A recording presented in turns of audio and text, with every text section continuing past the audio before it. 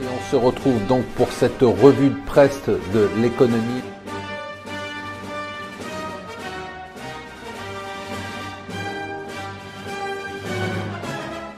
Bonjour et bienvenue sur mon financier pour le morning zapping du jour. Nous sommes le mercredi 13 mars et ça y est, c'est reparti pour un tour. 3 ans. 3 ans de négociations, 3 ans de tergiversation, 3 ans de crise politique en Grande-Bretagne.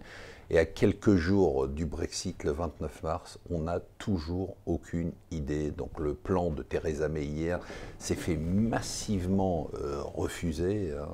Donc c'est plus qu'une défaite, c'est une déroute totale. Donc voilà, ça s'est fait. Donc un nouveau vote aujourd'hui pour décider s'il peut y avoir un no deal Brexit, puis un autre vote pour demander probablement demain le report. Bon, on va reporter, mais à quoi ça sert de reporter puisqu'on n'a toujours pas d'accord. La Grande-Bretagne espère avoir des concessions de la part de l'Union européenne sur la frontière avec l'Irlande.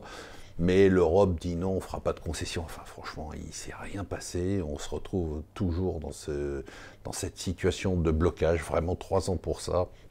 C'est totalement grotesque. Ce qui est très étonnant quand même, c'est que Theresa May, malgré tous ses échecs, se maintienne à son poste. C'est quand même assez surprenant. Le scandale du jour, c'est aux États-Unis. C'est 32 personnes qui auraient payé un total de 25 millions de dollars pour faire rentrer leurs enfants grâce à des pots de vin dans les grandes universités de l'Ivy League. Vous avez vu qu'on parle beaucoup moins des négociations commerciales entre les États-Unis et la Chine, et pour cause, ça patine fort. Hier, le représentant américain a dit qu'on était très très loin et qu'il y avait encore beaucoup de problèmes à résoudre avant d'arriver à un accord. Le problème, c'est qu'on sait très bien que cet accord est un accord de façade et donc il faut se mettre d'accord sur un texte dont on sait déjà qu'il ne va pas satisfaire les deux parties et qui va être rejeté le lendemain, mais il va falloir le faire.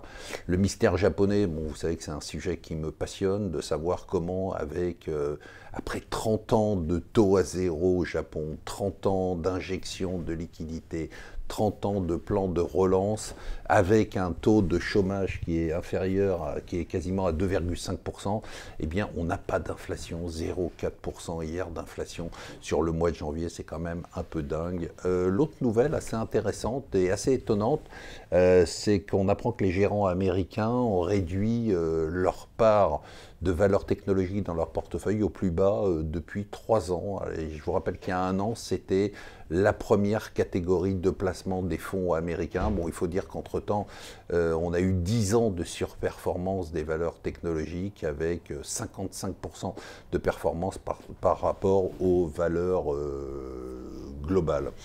On se retrouve seul. Alors ça, c'est pas terrible face aux États-Unis sur la taxe GAFA. L'Europe nous a lâchés, on se retrouve seul et les États-Unis disent attention, surtout Trump, puisque vous nous attaquez, il va y avoir des mesures de rétorsion. Des mesures de rétorsion, si on est seul, ça risque de faire très très mal. Et enfin, le jackpot, c'est 5,6 milliards d'euros. Oui, c'est ce que la Banque de France a rapporté, nous a rapporté en impôts et en dividendes, donc ce qu'il a versé au gouvernement au titre de l'exercice 2018. Il faut dire que le bilan de la Banque de France, qui continue à acheter à travers la Banque Centrale Européenne des dizaines de milliards d'emprunts d'État, entre autres, a un portefeuille aujourd'hui un actif de 1088 milliards d'euros. Alors ces portefeuilles d'emprunt, il rapporte de l'argent et c'est cet argent qu'on reverse à l'État. On se demande ce qui se passera si ça se retourne, c'est-à-dire si ce portefeuille commence à perdre de l'argent, est-ce que c'est nous qui allons devoir payer? Il vaut mieux ne pas trop en parler. Voilà, moi je vous souhaite une excellente journée.